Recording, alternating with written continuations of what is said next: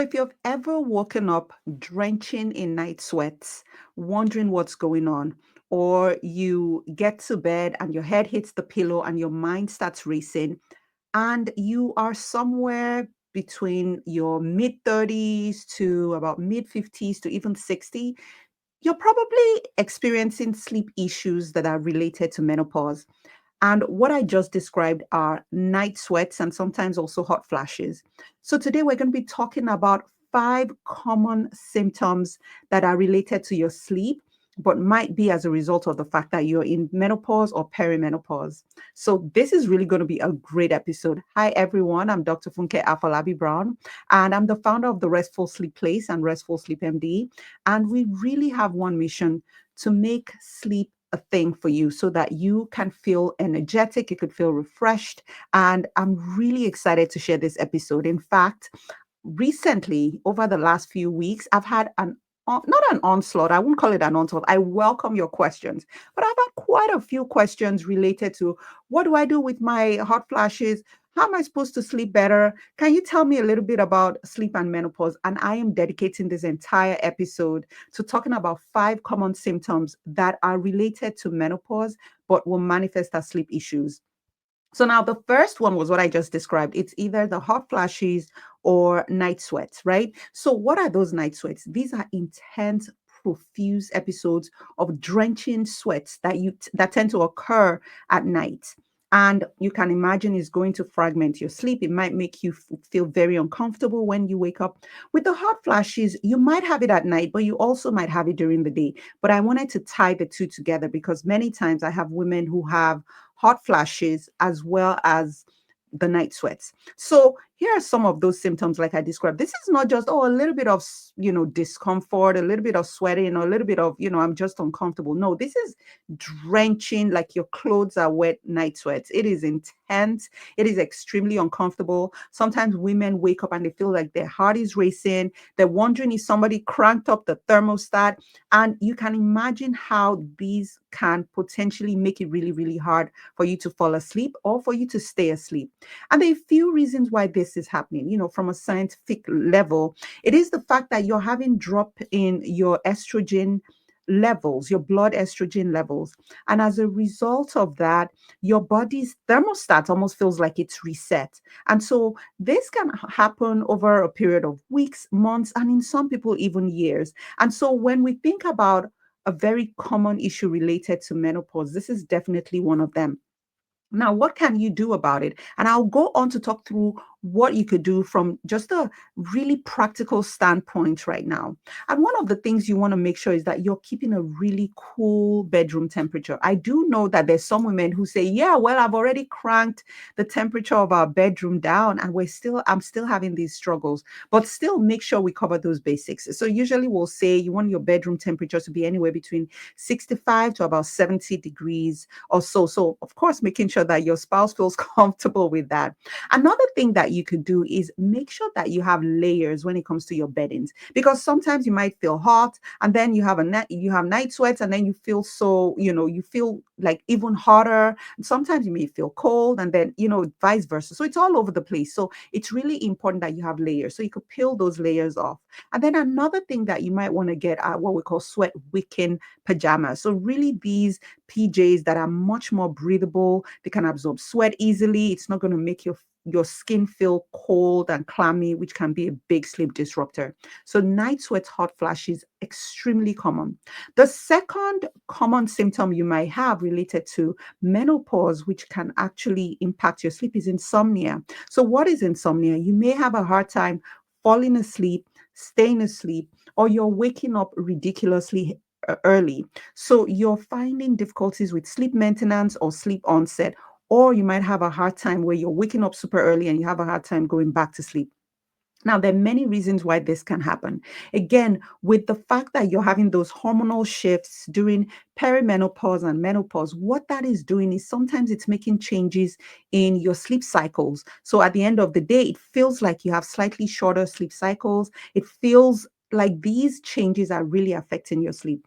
Another reason why you might actually be having that is, during menopause, perimenopause, you might have a higher level of stress hormones. And so we do know that stress hormones being high and sleep don't go hand in hand, right? In fact, when you go to sleep, your stress hormones are supposed to go down. And so now, if you have persistently higher stress hormones because of all those changes, it's going to make it hard for you to sleep. And then there's some research that says that you might actually have circadian rhythm shift. So your internal clock, your body cycle is actually a little bit delayed. So there might be something to that. We don't have as much evidence to that yet, but that's actually something that we're seeing people reporting. So we talked about, the night sweats and hot flashes. We've talked about insomnia. Another one that I want us to cover, which is a sleep issue that women face around menopause and perimenopause, is sleep apnea. In fact, so many women are undiagnosed with sleep apnea. They're walking around having pauses in their breathing during sleep that they have no idea about. Now, what is sleep apnea? Sleep apnea is when you have pauses in your breathing during sleep. So what that means is you go to sleep, maybe you have a little bit of snoring, then your airway kind of collapses on its own, on itself, and then it may wake you up or just really fragment your sleep. So, why would you have sleep apnea when you're in perimenopause? One of the common reasons is weight gain, right? We do know that with these hormonal changes, sometimes our weight changes, our metabolism changes, and that might put us at risk for sleep apnea. Another reason, again, back to these hormones, is that there are actually some hormonal changes that might actually cause relaxation of your throat muscles. So, that's actually another possibility. So, the thing about it is, of everything I've talked to you about in terms of sleep issues, you can actually, I mean, it's not comfortable, but of the most dangerous, sleep apnea definitely makes it on top of the list. Why? Because imagine that you're sleeping, you have pauses in your breathing during sleep, you're not able to get oxygen to your heart, to your brain. That is not good. And it's happening throughout the night, and it's happening day after day, and night after night, and month after month. And so we can imagine that over time, this is going to cause a lot of issues. So we do see a higher risk of hypertension, a higher risk of heart attacks and strokes, different issues when it comes to your mood and things like that. So if you have loud snoring or even not so loud snoring, you've seen that your spouse is telling you that they are noticing that you're snoring, you're having pauses in your breathing. You might actually just wake up with a dry mouth. If you're constantly waking up dehydrated with a dry mouth, that might mean that you're breathing with your mouth all night long. If you're waking up and you have morning headaches or you're having daytime fatigue that you can't really explain, please, please, please get checked out. It might be sleep apnea. You could be saving your life. So that's three. Number four, common sleep related symptom in menopause are mood related sleep issues. So during menopause, sometimes we have this sort of what we call a more labile mood, right? You feel stressed, you might feel anxious, right? You might feel depressed, you might feel even kill. It's kind of all over the place. So usually if you have anxiety, if you're worrying about something, if there's certain uncertainties about the future, you can imagine that that is going to cause your mind to race, and that might make it hard for you to fall asleep or to maintain sleep.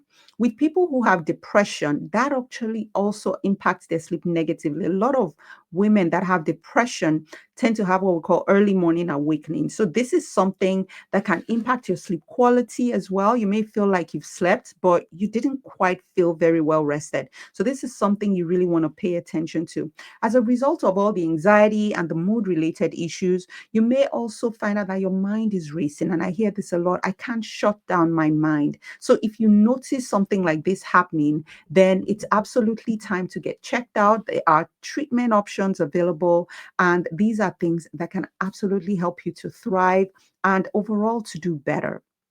Now, the fifth is not by any means the least, right? This is something that is so important and is actually something that can impact your sleep quality significantly, and that is restless leg syndrome or RLS. So, what is restless leg syndrome? It's that uncontrollable urge that you might feel that makes it hard for you to sleep at night. And there's a classic way we describe it. We use the acronym URGE. I'm a lover of acronyms, okay? So URGE is URGE. So U stands for this uncontrollable discomfort that you're having that makes it such that you need to move your legs, right? R stands for rest, makes it worse, meaning that you're about to lay down, you're chilling, you're relaxing, you start to feel that every time you try to rest, it actually makes the symptoms worse, and you just feel like you got to keep your legs moving. And then G is that it gets better with movement. So you may feel like, okay, I got to just keep kicking my legs or stand up and take a walk or do a stretch. It gets better with movement. And then E stands for evening, meaning it is worse in the evening. So you are GE. So if you have these symptoms, there are few reasons why this might happen. Again, hormonal changes can actually affect a chemical in our brain called dopamine, and dopamine is responsible for movement. So that's one thing that we are observing. Again, we still need to do a lot more research about this, but that's a potential trigger. Another reason why you might be at risk for RLS is low iron stores. So for women who are maybe menstruating, or maybe you're not really eating that like super iron rich foods, you might be depleted in your iron stores. And if you're depleted in iron stores, it can put you at risk for restless leg syndrome. And then another reason why it might be stress. Again, stress is a big factor when it comes to overall sleep. So if your stress levels are high, you're more at risk for having more symptoms of RLS. And then if you're drinking a lot of things like caffeine, so maybe you're so tired and you say, okay, I'm going to drink caffeine. Caffeine, especially later on in the day, can make you at risk for having restless leg syndrome. If you're taking certain medications, I have a lot of people who are taking ZQuil or Benadryl or things like that. Those antihistamines can actually put you at further risk for restless leg syndrome. So we've talked about 5 different things, right? We talked about the night sweats and hot flashes, right? We've talked about insomnia. We've talked about sleep apnea. We've talked about mood related sleep issues. And then finally, we talked about RLS. These are 5 common symptoms, I would say common symptoms of menopause triggered sleep issues. So you really want to pay attention. If you're having these symptoms, here's the thing. Most people will tell you, oh, menopause, well, you just have to get through it. Absolutely not. While these symptoms are expected, it doesn't make them normal, and it doesn't mean that there's no hope. There's absolute hope, and there are treatment strategies that we can actually use to address each and every one of the symptoms. So I'm going to tell you 3 basic ones just to start, and then maybe we'll do another video where we'll be able to expatiate on it.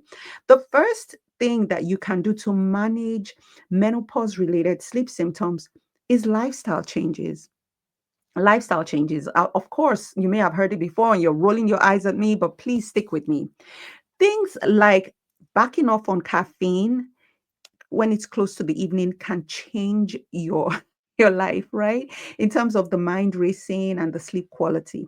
Avoiding alcohol before bed, limiting screen time use, because even if you wake up from a hot flash or insomnia and your mind is racing, you may feel tempted to scroll on social media or go on your phone. What that will end up doing, it will make your sleep worse. So you really want to back off on using devices before bed, making sure that you have a consistent sleep time and a consistent wake up time, making sure that if you're in bed and you're having a hard time, you really are not doing non-sleep related activities in bed. So you're not eating and watching TV and worrying and stressing in bed. These are ways to practically manage your sleep. Exercise daily. Get at least 30 minutes of moderate exercise every day. Get moving, because that will improve your sleep quality. Watch what you're eating. Avoid sugary meals before bed. Avoid caffeinated snacks before bed. Avoid heavy meals before bed.